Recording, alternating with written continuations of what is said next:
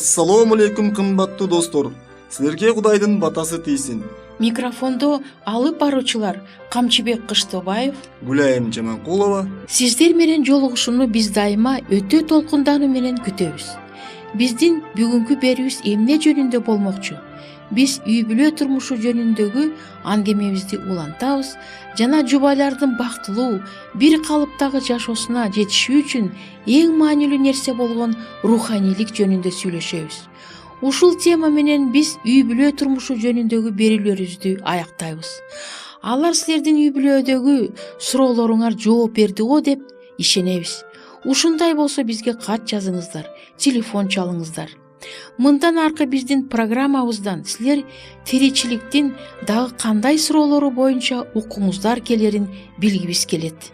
Бүгүн биз Даниил пайгамбардын китебинин 2-бабын изилдөөнү аяктайбыз.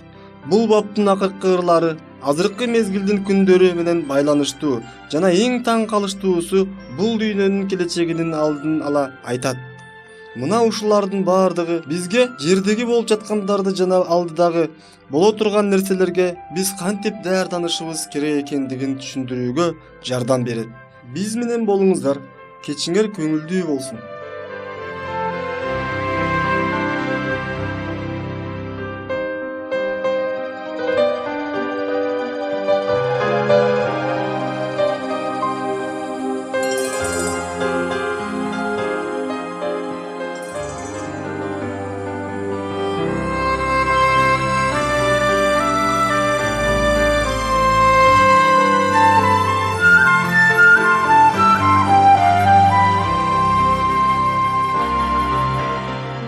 Адамга өмүр бир гана ирет берилет жана аны кандай жашап өтүү керектигин биз жакшылап ойлонушубуз керек. Көпчүлүк адамдар алар кандай ойлошсо ошондой жашаш керек деп эсептешет. Бирок мындай жашоо Кудайдын оюна туура келбейт. Качан адам менен обо Теңирдин колунан чыгышканда, алар дене жагынан да, акыл эс жагынан да, руханий жагынан да Кудайдын мыйзамына ылайык келип турушкан. Бирок күнөө бул ылайыкташтууну бузуп, биздин денебиз ооруга, өлүмгө чалдыгып жаза тартты.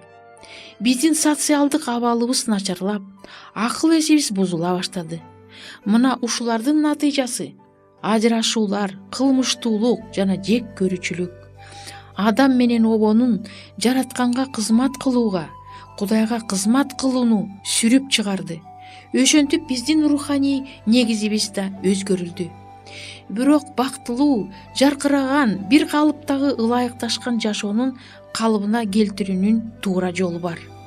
Бул өзүнүн денесинин, акылынын, социалдык жана руханий жөндөмдүүлүктөрүн мүмкүн болушунча толугу менен пайдалануу.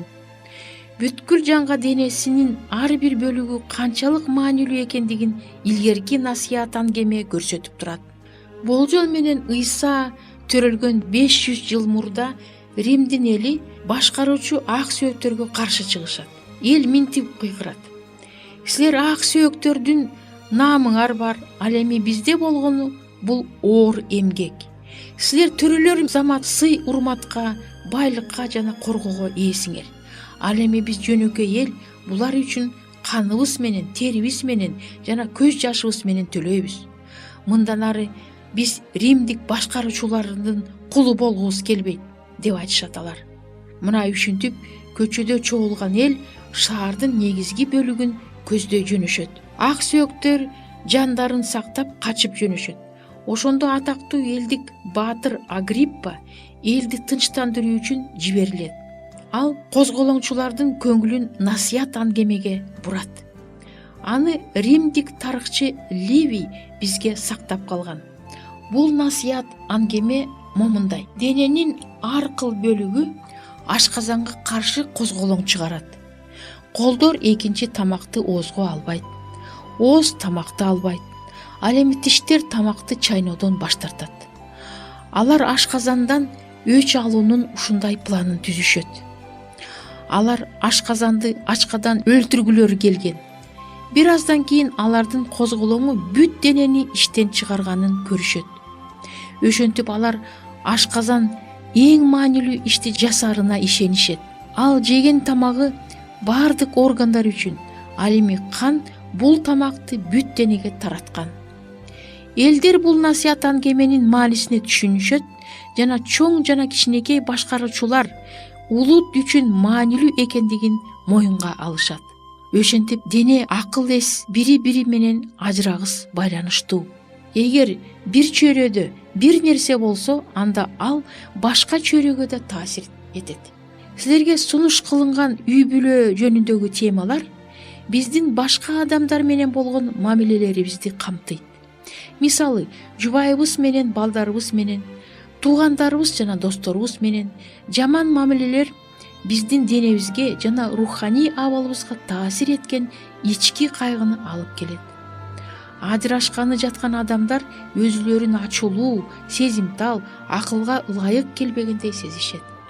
Алардын тамакка көңүлү чаппайт, уйкусу качат, жашоого болгон эркин жоготушат.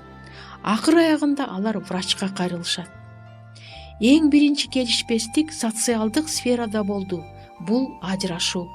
Ошондой эле ал денеге жана психологиялык тең салмактуулукка да таасир этет. Бир калыптагы ылайыкташкан жашоо бул өзүн дени кардысоо адам катары сезүү гана эмес.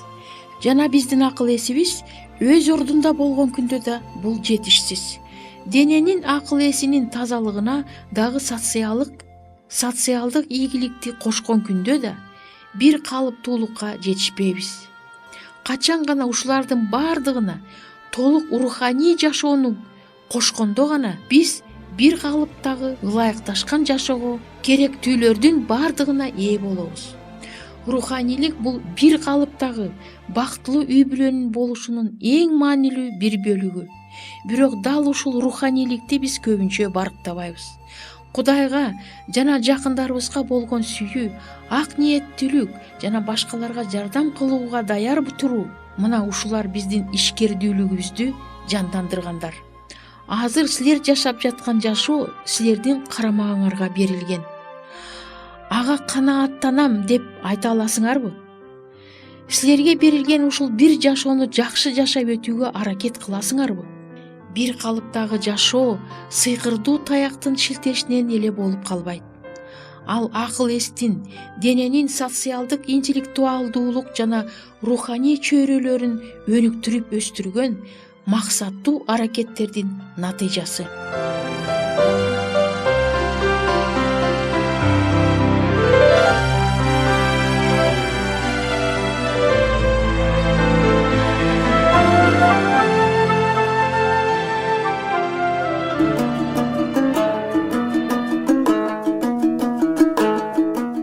Эгер сиздерде суроолор болсо же көбүрөөк маалымат билем десеңиз, анда биздин WhatsApp номерибизге жазыңыз. +1 301 760 60 70. Кайрадан +1 301 760 60 70.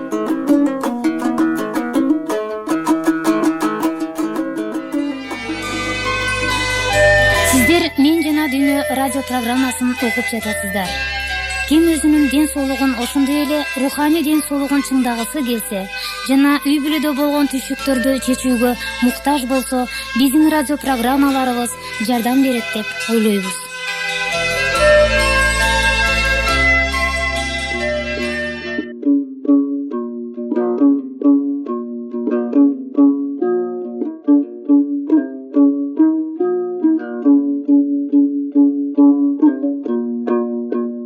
Бир мүнөттөн кийин биз Даниил пайгамбардын китебинин 2-бабынын ырларын изилдөөнү улантабыз. Ыйык жазуунун бул саптары биздин азыркы мезгилди жана биздин келечегибизди алдын ала айтат. Ошондуктан сиздер буга кош көңүл болбойсуздарго деген ойдобуз.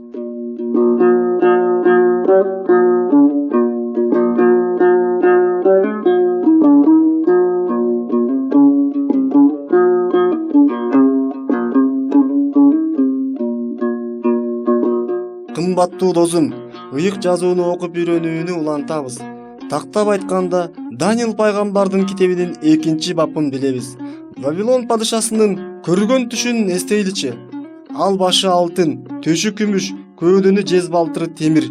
Ал эми бутунун жарымы темир, жарымы чопо болгон зор бурканды көрөт. Андан кийин падыша аскадан кулап түшкөн ташты көрөт. Ал таш эч бир колдун жардамысыз эле түшүп, бурканды талкалап кетет. Тарыхта болгон окуялар пландаштырып койгондой, ушул түш боюнча жүрүп отурат. Бул пайгамбарлыктын ар бир пункту аткарылган. 2500 жыл бою дүйнөлүк империялардын гүлдөп өнүгүп, андан кийин кайра кулашы болуп өттү. Кудай өзүнүн сөзү аркылуу Вавилон башкара тургандыгын алдын ала айткан. Муна айткандай эле болду. Мидо Персия бийлиги болот деген так ушундай болду. Греция падышачылыгы өкүм сүрөт деген. Бул дагы аткарылды. Рим өкүм сүрөт деп айткан. Дал ушундай болду. Кудай да Даниил пайгамбарга Рим бөлүнөт деп айткан. Айткандай эле болду. Римдин бөлүктөрү эч качан бирикпейт деп пайгамбарлыкта айтылган. Алар биригишкен жок. Мындан 2500 жыл мурун ыйык жазуунун беттеринде жазылгандай эле азыркы мезгилде Европа бөлүнгөн бойдон эле калды. Европаны бириктирип дүйнөдө бир гана мамлекет түзүүнү каалагандар көп эле болду.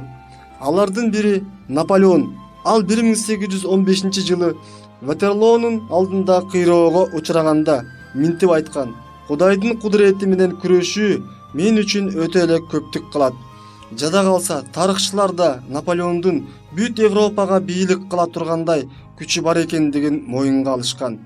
Бирок анын планына Кудай кийлигишип, Европанын тарыхына түздөн түз таасирин тийгизген. Ошентип Кудайдын сөзү аткарылды. Бирок келечекте бизди эмне күтүп турат? Келгиле кайрадан Навуходоносор падышанын түшүн эсибизге салалы. Башкача айтканда, ошо зор статуяны эстеп көрөлү. Биз азыр кымбаттуу досун, алтын башсын заманында жашаган жокпуз. Биз күмүш төш мезгилде жашаган жокпуз. Биз көөдөнү жез мезгилде жашаган жокпуз. Биз темир балтыр заманда жашаган жокпуз.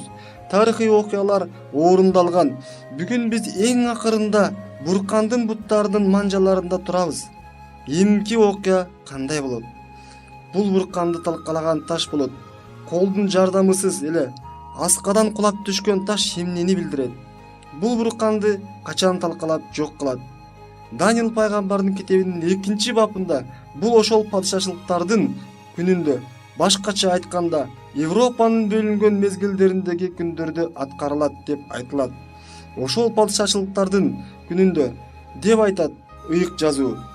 Башкача айтканда, биздин акыркы мезгилде кымбаттуу досум, бүгүн саясий жетекчилер Европа мамлекеттерин бириктирүүгө аракет кылып жатканда Кудай кийлигишет жана түбөлүк бузулгус падышачылыкты орнотот.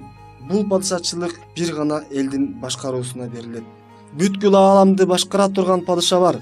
Колдун жардамысыз аскадан кулап түшкөн ташка окшоп, асмандан түшкөн бирөө бар. Ал Ыйса. Бул дүйнөнүн тагдыры адамдын колунда калбайт.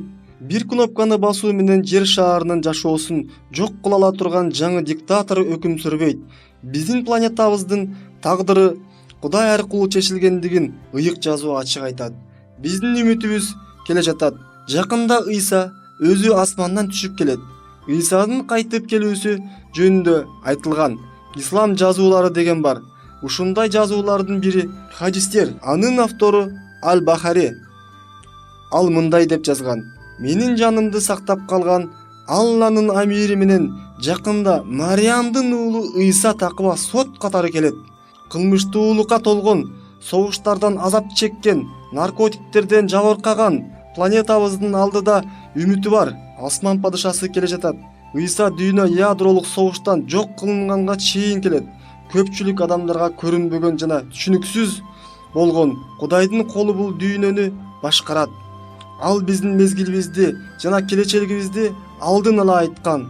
Даниил пайгамбар мындай деп жазган: Ага бийлик, даңк жана толугу менен үстөндүк кылуу берилген.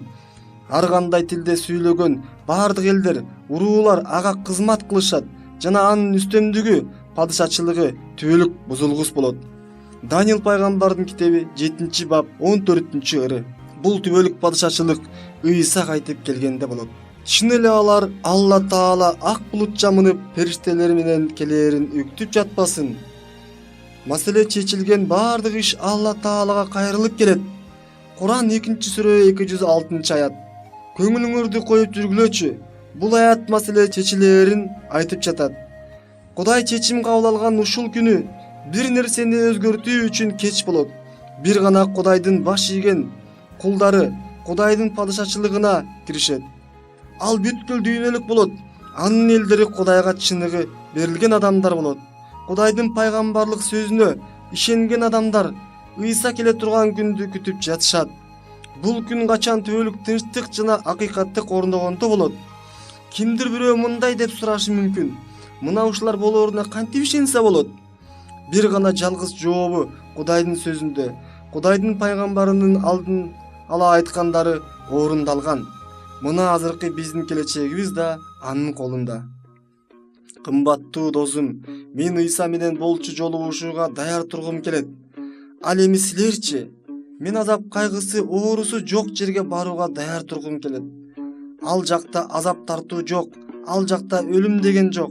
Ушул эң сонун өлкөгө барыш үчүн Ыйса өз падышачылыгын адегенде биздин жүрөгүбүздө тургузгусу келет. Муну жасоого силер ага уруксат бересиңерби? Силер ага: Теңирим, мен сенин келишиңди күтүп жатам, убакыт болуп калды, менин даярдангым келет деп айтасыңарбы? Ошентип, кымбаттуу досум, эмнени тандайсыңар? Кудай аны өзүңө калтырат. Динде зордуктоо жок. Ыйык Куранда ушундай деп айтылган.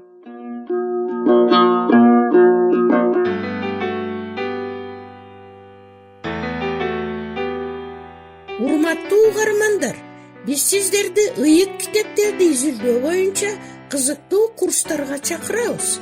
Шилтемелер сыпаттамада бар. Же программанын аягында QR-кодун сканерлеңиз. Маалымат үчүн телефондор +996 705 28 48 07. Кайталаймын.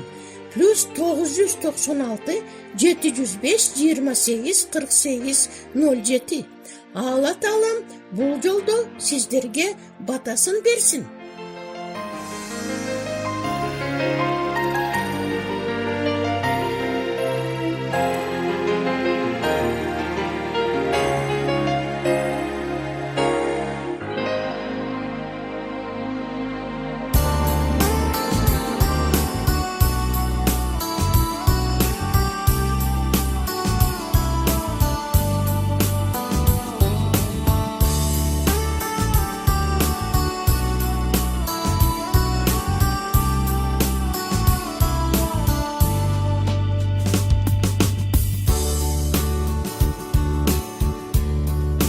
Кудайга келген бактылуу даң азалап сени гана, бактылуу жүрөгүн арнап сага келгендер Кудайым. Кудайга келген бактылуу даң азалап сени гана, жүрөгүн арнап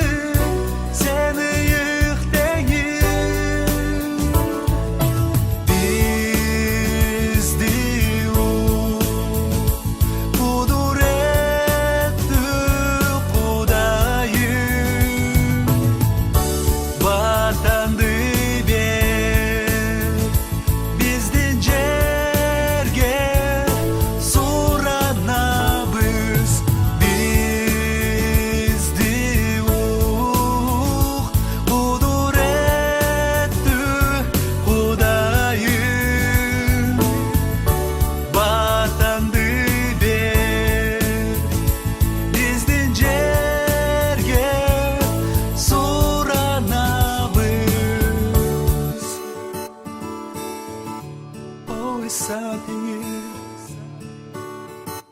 Aleluya.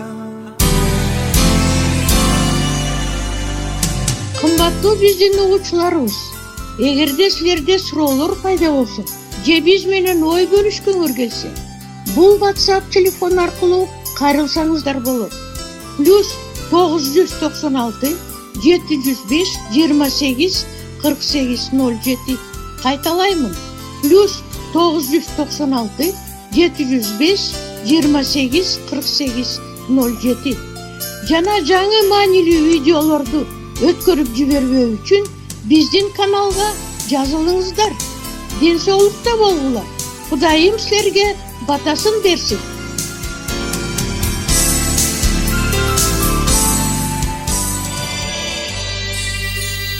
Биздин программабыз соңуна чыкты. Көңүл бурганыңыздар үчүн сиздерге чоң ыраазылыгыбызды билдиребиз. Сиздер менен дагы кайрадан аба толкунунда жолугушабызго деген үмүттөбүз. Саламатта болуңуздар.